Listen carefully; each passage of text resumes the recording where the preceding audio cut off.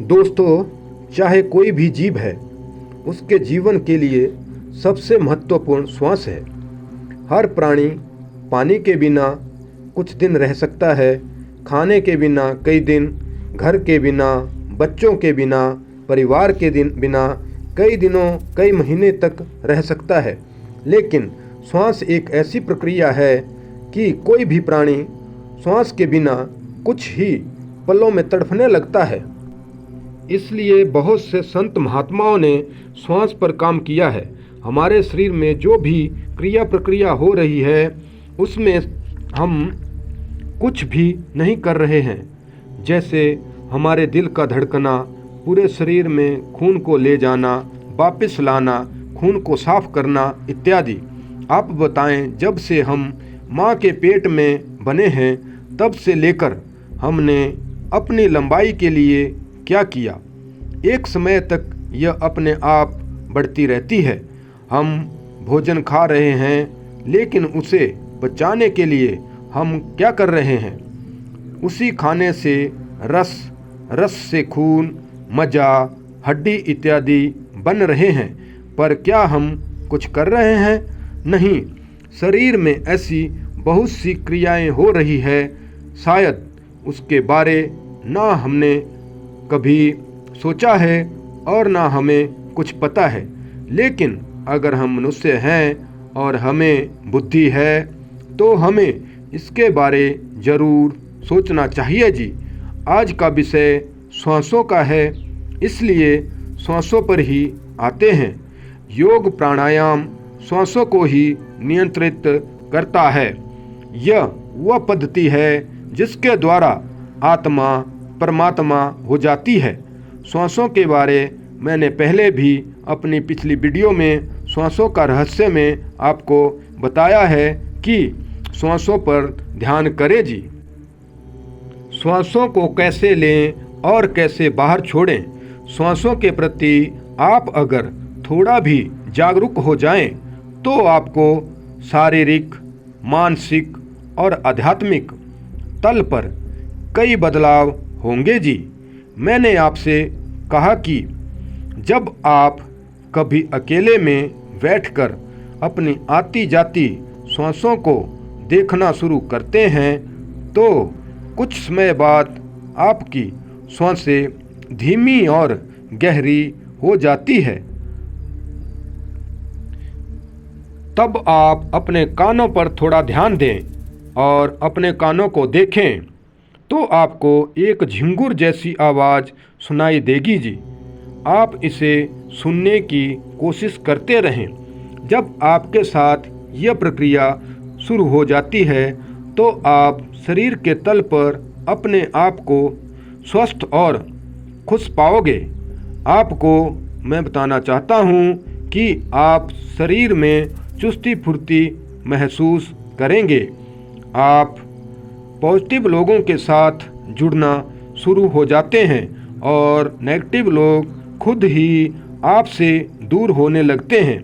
आपको कुछ अजीब भी लगता है, लेकिन जब आप इसे अध्यात्म तल पर समझते हैं, तो आपको यह बात बहुत अच्छी लगने लगती है। आपका मन शांत होने लगता है।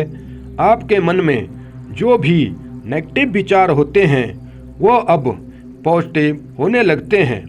यहाँ संत बुल्ले जी का एक दोहा है जो सेट हो जाता है। किसी ने बुल्ले जी से पूछा कि मन को कैसे कंट्रोल करें, अर्थात बुरे विचारों को अच्छे विचारों में कैसे बदलें, मन में कैसे अच्छे विचार आएं। कहते हैं उस समय बुल्ले शाह जी धान की पनीरी निकाल रहे थे। उन्होंने कहा कि इत्थों पुट ते इत्थों ला। आपने यह दोहा कई बार सुना होगा और आपने कई बार कोशिश भी की होगी जी, लेकिन यह असंभव लगता था। लेकिन जब आप यह श्वासों का ध्यान करते हैं, तो मन में यह क्रिया अपने आप शुरू हो जाती है। हमें एक आम आदमी से लेकर हमारे गुरु, संत महात्मा, हर किताब, एक धार्मिक किताब, जो भी कोई गीता हो चाहे कोई दूसरी धार्मिक किताब हो, हमें हर पल यही सिखा रहे हैं कि सदा सच बोलो, मीठा बोलो, हक का खाओ, दूसरों की खुशी में अपनी खुशी देखो, वासना से दूर रहो, गुस्सा ना करो, चुगली ना करो, लालच मोह से दूर रहो। लेकिन आप कभी अपनी इस कोशिश में कामयाब हुए हैं? क्योंकि जो लोग हमें यह सिखा रहे हैं, अगर आप उनका जीवन देखें तो वो भी इन चीज़ों को दूर करने में कामयाब नहीं हुए हैं जी। लेकिन जब आप ये श्वासों का ध्यान करते हैं तो आपके साथ यह सब अपने आप होता है। आप सृष्टि से जुड़ने लगते हैं और आपको जिस भी वस्तु की ज़रूरत, जिस भी प्रकार के मनुष्य की ज़रूरत होती है, प्रकृति उसको आपके पास भेज देती है। आपने छोटे बच्चे को देखा है, वह कितने खुश और मस्त रहते हैं, क्योंकि उनकी खुशी और मस्ती का मेन कारण उनकी गहरी और लंबी सांसें होता है। जैसे जैसे बच्चा बड़ा होने लगता है तो वह कई चीज़ों में उलझने लगता है, जिससे उसकी सांसों की यह लंबाई और गहराई घटने लगती है और वह चिंता, तनाव और दुख में पड़ जाता है। आपको मैं बताना चाहता हूँ कि एक स्वस्थ मनुष्य 1 मिनट में 16 से 18 बार श्वास लेता है, लेकिन जब आप श्वासों पर ध्यान करते हैं तो यह रेशो घटकर 4 से 6 के बीच तक पहुंच जाती है जी। यह आप कभी भी कर सकते हैं। आप पैदल चल रहे हैं, आप गाड़ी में चल रहे हैं या गाड़ी चला रहे हैं, आप कभी बैठे हैं, आप सोते समय बिस्तर पर भी यह कर सकते हैं।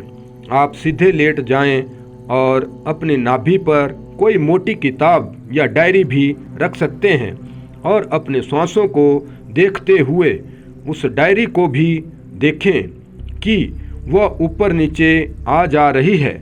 इसे मैं आपको वैज्ञानिक तरीके से समझाता हूँ। जब मनुष्य लंबी और गहरी सांसें लेता है तो उसके हर अंग को ऑक्सीजन भरपूर मात्रा में मिलती है।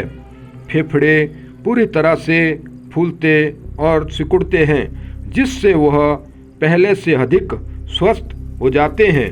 हमारे हृदय को अधिक ऑक्सीजन मिलने से वह हर अंग को खून की भी भरपूर मात्रा में पहुंचाता है, जिससे शरीर का हर अंग स्वस्थ और मजबूत हो जाता है। शरीर में तेज व चमक बढ़ती है।